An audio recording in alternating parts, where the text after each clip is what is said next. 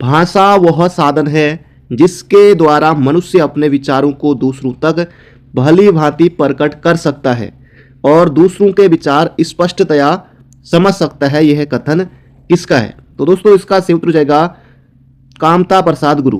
तो कामता प्रसाद गुरु जी का दोस्तों एक कथन है, भाषा वह साधन है जिसके द्वारा मनुष्य अपने विचारों को दूसरों तक भली भांति प्रकट कर सकता है और दूसरों के विचार स्पष्टतया समझ सकता है।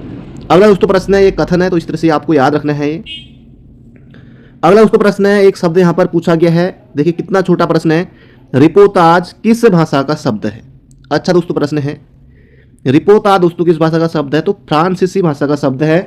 ऑप्शन नंबर डी दोस्तों हो जाएगा इसका सही उत्तर। फारसी दोस्तों नहीं है, फ्रांसीसी भाषा का शब्द है रिपोताज।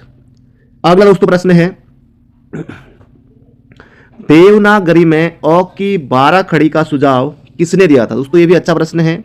नरेंद्र देव, डॉक्टर श्याम सुंदर दास, काका कालेलकर या फिर विनोबा भावे। तो दोस्तों इसका सही उत्तर हो जाएगा ऑप्शन नंबर सी, काका कालेलकर ने दिया था देवनागरी में अ की 12 खड़ी का सुझाव। अगला दोस्तों प्रश्न है, देखिए अच्छा प्रश्न दोस्तों यहाँ पर हमारा, गलत युग्म दोस्तों यहाँ पर आपको बताना है कौन सा गलत है। अब दोस्तों आयोग जैसे अर्ध संवृत स्वर कौन सा है, 1 नंबर का इस तरह से भी पूछ सकता है। अब ये दोस्तों इसलिए क्योंकि देखिए आपके 4 प्रश्न तैयार हो जाएंगे। अब दोस्तों कहने को यहाँ पर 30 प्रश्न हैं, लेकिन दोस्तों कुल मिलाकर अगर आप देखेंगे इन प्रश्नों को तो 40 से 50 प्रश्न आपके बन जाएंगे, क्योंकि इस तरह के प्रश्न यहाँ पर मैंने ज़्यादा लिए हैं क्योंकि आपकी अच्छी तैयारी हो सके, क्योंकि आपको आगे को भी तैयारी करनी है, यहाँ भी सिलेक्शन हो जाएगा तो बाकी आप आगे को तो आपको करनी तो इसलिए अच्छी तैयारी अभी से ही बिल्कुल हम करेंगे। तो गलत युग्म दोस्तों कौन सा है? संवृत स्वर ई है, बिल्कुल है। अर्ध संवृत ए बिल्कुल है। कंठ तालव्य भी ओ औ नहीं। ओ औ दोस्तों क्या है? ये दोस्तों कंठ ओष्ठी हैं, कंठ ओष्ठी है दोस्तों ओ औ। कंठ तालव्य दोस्तों कौन से होते हैं? तो ये होते हैं दोस्तों ए और आई। कंठ तालव्य दोस्तों कौन से होते हैं? ए आई होते हैं, और कंठ ओष्ठ होते हैं ओ औ। बाकी दोस्तों जो विवृत स्वर है ये आ है, ये भी ठीक है। तो गलत युग्म दोस्तों कौन सा हुआ हमारा? ऑप्शन नंबर सी वाला। अगला प्रश्न है, तो पत्र से दोस्तों यहां पर प्रश्न लिया गया है, किसी राजपत्रित अधिकारी की नियुक्ति। दोस्तों अच्छा प्रश्न है, किसी राजपत्रित अधिकारी की नियुक्ति, पदोन्नति, अवकाश स्वीकृति और उनके स्थानांतरण की सूचना को राजपत्र में प्रकाशित करने के लिए किस पत्र का प्रयोग किया जाता है? परिपत्र, शासनादेश, अधिसूचना या फिर इनमें से कोई नहीं। तो दोस्तों इसका सही उत्तर हो जाएगा यहाँ पर हमारा अधिसूचना। ऑप्शन नंबर ए दोस्तों इसका सही उत्तर है, किसी राजपत्रित अधिकारी की नियुक्ति, पदोन्नति, अवकाश स्वीकृति और उनके स्थानांतरण की सूचना को राजपत्र में प्रकाशित करने के लिए दोस्तों ये अधिसूचना का प्रयोग होता है। अगला प्रश्न है, रीतिवाचक क्रिया विशेषण का शब्द नहीं है। दोस्तों कौन सा नहीं है यहाँ पर आपको बताना है? अचानक, अवश्य, किंचित या फिर सचमुच। तो रीति दोस्तों सचमुच यहाँ पर इसका सही उत्तर हो जाएगा, रीतिवाचक क्रिया विशेषण का शब्द नहीं है, ऑप्शन नंबर सी। अगला दोस्तों प्रश्न है, निम्नलिखित में से किसमें अपादान कारक उत्तम पुरुष बहुवचन रूप है? दोस्तों अच्छा प्रश्न, अपादान कारक दोस्तों अलगाव, उत्तम पुरुष भी बताना है और बहुवचन भी होना चाहिए। तो मुझको उत्तम पुरुष कहा है तो यहाँ पर बहुवचन, तो मुझसे तो बहुवचन होगा नहीं, तो हमसे दोस्तों इसका सही उत्तर हो जाएगा हमसे। को दोस्तों नहीं आएगा, अपादान है तो से अलगाव, तो हमसे दोस्तों इसका सही उत्तर है। अगला प्रश्न दोस्तों यहाँ पर हमारा उपसर्ग की दृष्टि से गलत युग्म यहाँ पर पूछा गया है, कौन सा दोस्तों गलत है ये यहाँ पर आपको बताना है। प्रतिधन आशा, प्रत्याशा, अनुधनवाद, अनुवाद, समधन गम, संगम। दोस्तों हलंत यहाँ पर नहीं है तो ये गलत हो जाएगा। और परिधन कर्मा, परिक्रमा ये भी ठीक है, तो ये हो जाएगा समगम दोस्तों यहाँ पर गलत है। तो संगम में दोस्तों सम उपसर्ग है, तो इसका सही उत्तर हो जाएगा ऑप्शन नंबर सी। अगला दोस्तों प्रश्न है, कुपार्थ की सहायता करना व्यर्थ है, इस उक्ति को चरितार्थ करने वाली कहावत है। कुपात्र की सहायता करना, अंधे को न्योता दो, अंधे को न्योता 2 जने आए, कुत्ते को खिलाई खीर पाप में न पुण्य में, गधे की खाई खेती न पाप में न पुण्य में, बंदर क्या जाने अदरक का स्वाद। तो कुपात्र की सहायता करना व्यर्थ है दोस्तों यहाँ पर, यानी कि कुत्ते को खिलाई खीर पाप में न पुण्य में, यही दोस्तों इसका बिल्कुल सही उत्तर है। अगला दोस्तों प्रश्न है यहाँ पर हमारा, निम्नलिखित रचनाओं एवं उनके लेखकों के संबंध में गलत युग्म है। ब्याहलो, तुलसीदास, पार्वती मंगल, सूरदास, दान लीला, कबीरदास, राग गोविंद रस खान। दोस्तों ये क्वेश्चन दोस्तों यहाँ पर मुझे लगता है गलत टाइप कर दिया है। इसका दोस्तों जो सही उत्तर होगा वो मैं यहाँ पर आपको बताता हूँ। सबसे पहले देखिए दोस्तों, ऑप्शन नंबर डी में है राग गोविंद। ये किसकी रचना है? अगर आपको नहीं आता है तो आप लिख सकते हैं राग गोविंद। दोस्तों ये है मीराबाई की, मीराबाई की रचना है। गीत गोविंद का टीका, राग गोविंद, नरसिंह जी का मायरा, राग सोरठ। दोस्तों ये किसकी रचना है? मीराबाई की रचना है, ये आपको याद रखना है। और दान लीला, दान लीला दोस्तों, इसके अलावा प्रेम वाटिका, दान लीला और अष्टयाम। दोस्तों ये जो रचना किसकी है? ये है दोस्तों रस खान की, ये रस खान की रचना है। जो सही है दोस्तों मैं यहाँ पर आपको बता रहा हूँ सुधार करके, क्योंकि प्रश्न दोस्तों ये गलत टाइप कर दिया गया है।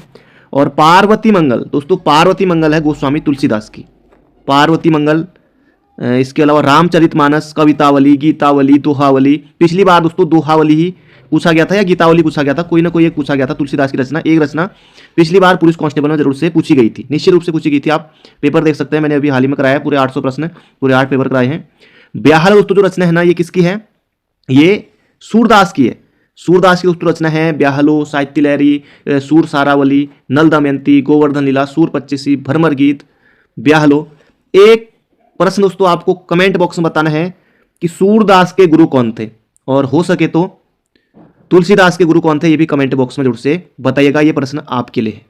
आगे बढ़ते हैं दोस्तों, अगला प्रश्न है रैमन मैग्सेसे पुरस्कार 2024 से सम्मानित किया गया। दोस्तों इसी तरह के 1 नंबर वाले प्रश्न बन सकते हैं एग्जाम में, तो इसका सही उत्तर हो जाएगा। अच्छा प्रश्न दोस्तों, रैमन मैग्सेसे पुरस्कार 2024 हयाओ मियाजाकी।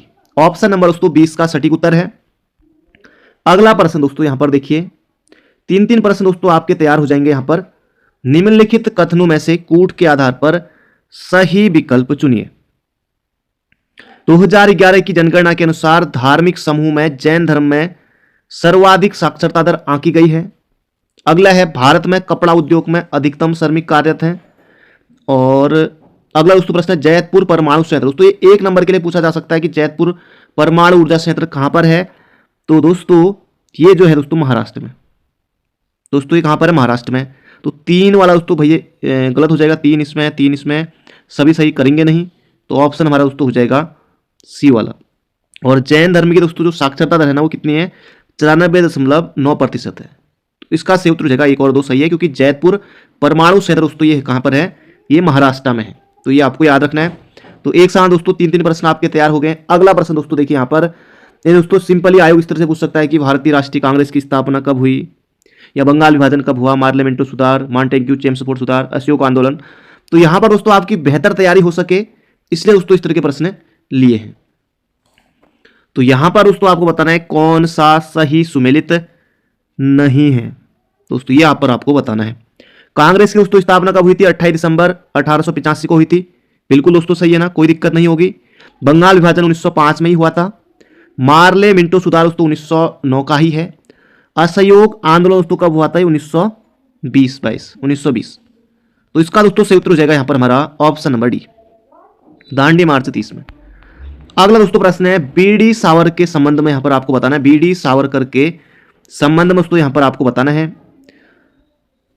उन्होंने 1904 में अभिनव भारत एक क्रांतिकारी संगठन की स्थापना की। दोस्तों 1 नंबर के लिए यही पूछा जाएगा, अच्छी तैयारी हो आपकी इसलिए प्रश्न है अभिनव भारत। दोस्तों कई बार प्रश्न पूछा जा चुका है कि अभिनव भारत जो एक क्रांतिकारी संगठन है इसकी स्थापना किसने की? वीर सावरकर ने की। और कब की? 1904 में।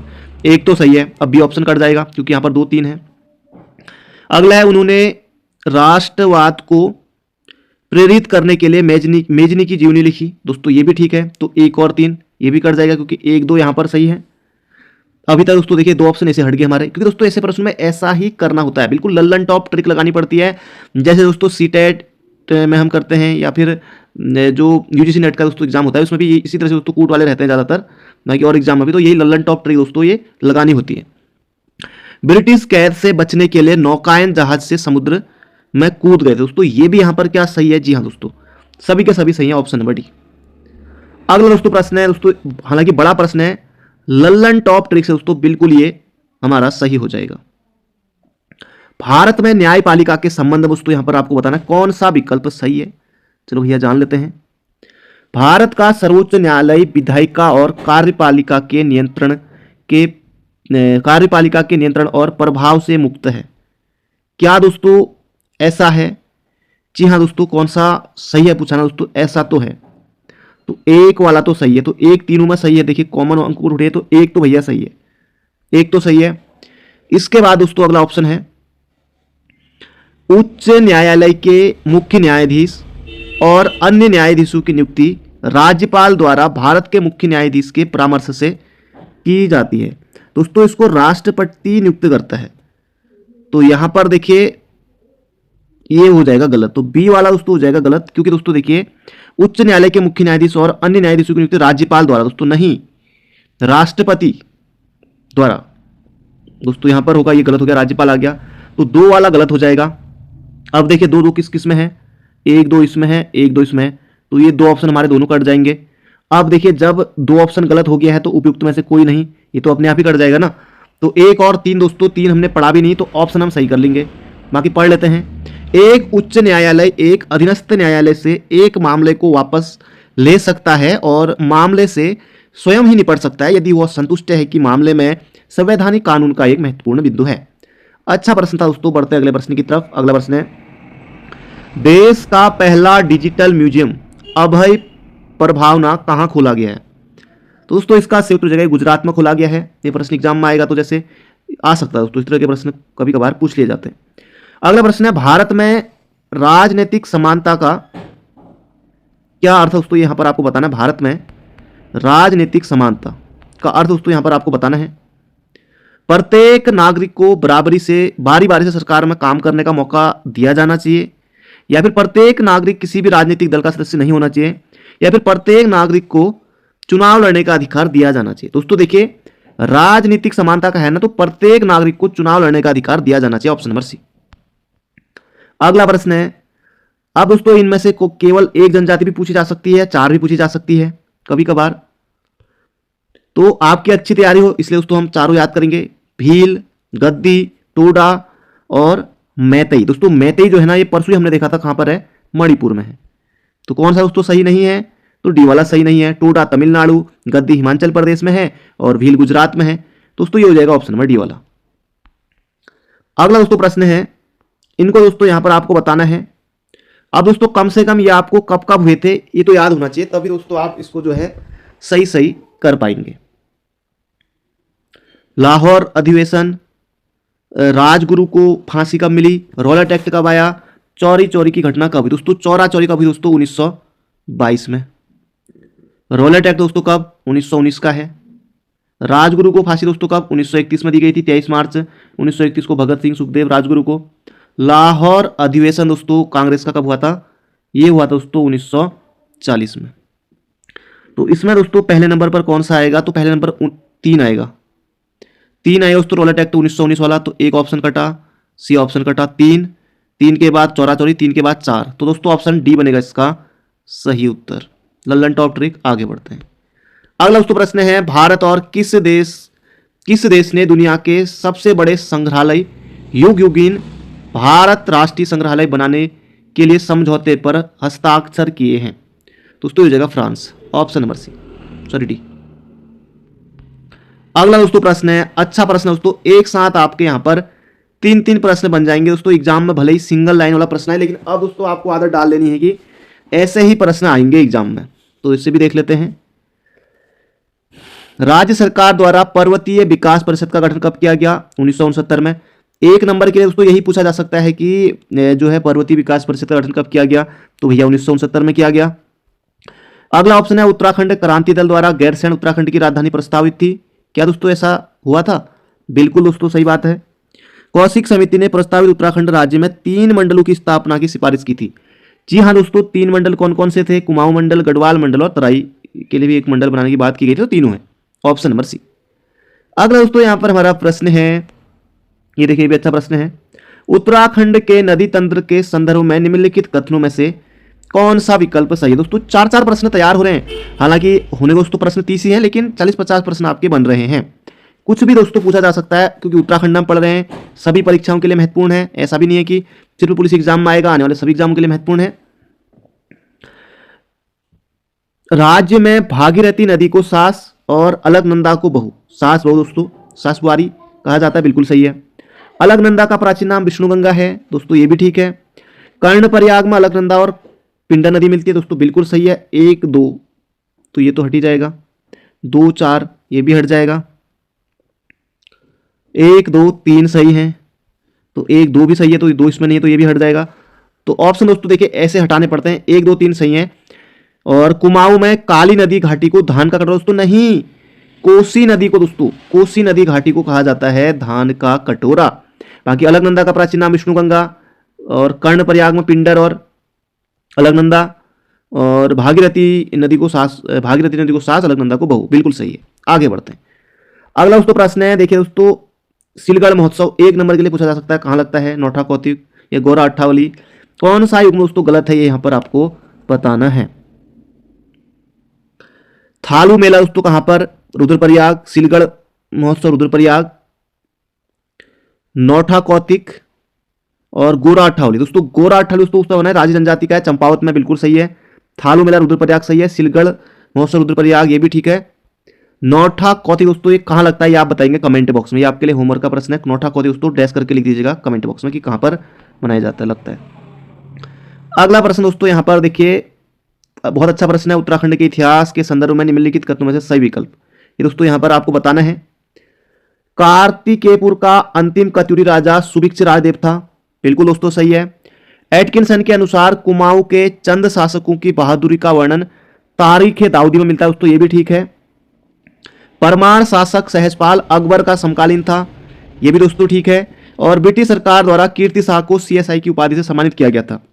बहुत ज्यादा दोस्तों महत्वपूर्ण है, एग्जाम में छपेगा, ऑप्शन नंबर इसका से उत्तर हो जाएगा। कार्तिकेयपुर का अंतिम कत्यूरी राजा सुभिक्ष राजदेव, और एटकिंसन के अनुसार कुमाऊं के चंद शासकों की बहादुरी का वर्णन तारीख दाऊदी में मिलता है, सभी दोस्तों सही है। कीर्ति शाह को CSI की उपाधि दी गई थी, सभी सही है।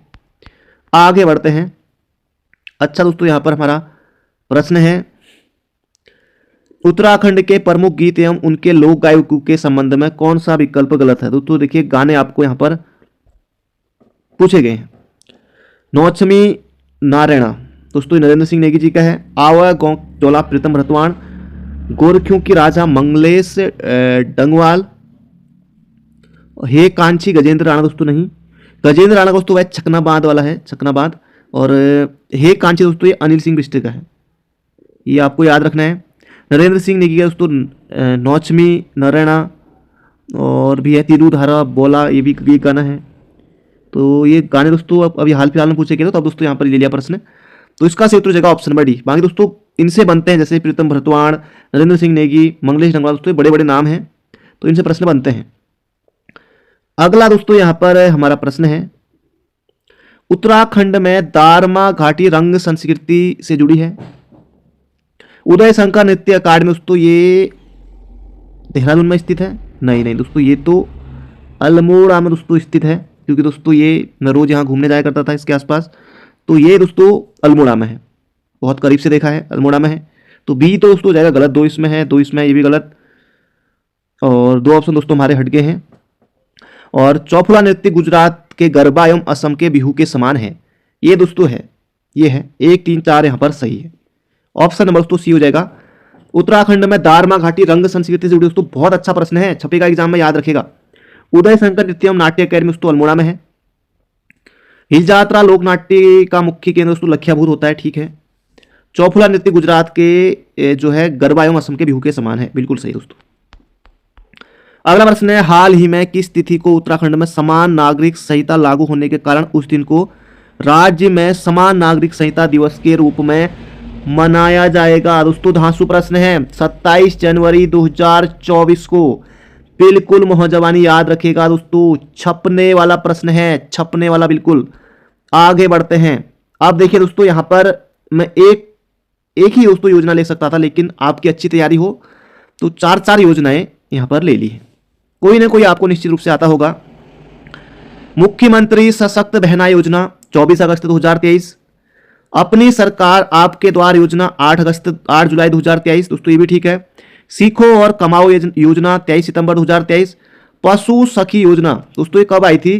पशु सखी योजना दोस्तों ये कब आई थी बताऊं दोस्तों? ये आई थी 13 अप्रैल 2023 को, 13 अप्रैल 2023 को, ये आपको याद रखना। 3 मई 2023 को दोस्तों एक योजना आई थी, मुख्यमंत्री कौशल उन्नयन वैश्विक रोजगार योजना आई थी 3 मई 2023 को। हालांकि दोस्तों पुलिस कांस्टेबल की जो तैयारी कर रहे हैं उन अभ्यर्थियों को थोड़ा टफ भी लग रहा होगा, लेकिन दोस्तों आपकी अच्छी तैयारी हो, जरूरी नहीं है ना दोस्तों कि यही आए कि योजनाएं आपको पता होनी चाहिए। आप लिख लीजिए, अगली बार से आपको याद रहेगा, कोई दिक्कत नहीं होगी। तो पशु सखी योजना कब दोस्तों, ये 13 अप्रैल 2023 को। बाकी सीखो और कमाओ योजना 23 सितंबर 2023 को, पिछले साल की योजनाएं हैं। अपनी सरकार आपके द्वार योजना 8 जुलाई 2023 को। मुख्यमंत्री सशक्त बहना योजना 24 अगस्त 2023 को। अगला दोस्तों प्रश्न है, देखिए यहां पर आभूषण दोस्तों लिए हैं, इनमें बताना है कि कौन सा गलत है। अच्छा दोस्तों प्रश्न है, पौंची पैर, अरे पौंची पैर में कहां पहनते हैं दोस्तों, पौंची तो पैजेब पहनते हैं पैर में, बिच्छू पहनते हैं।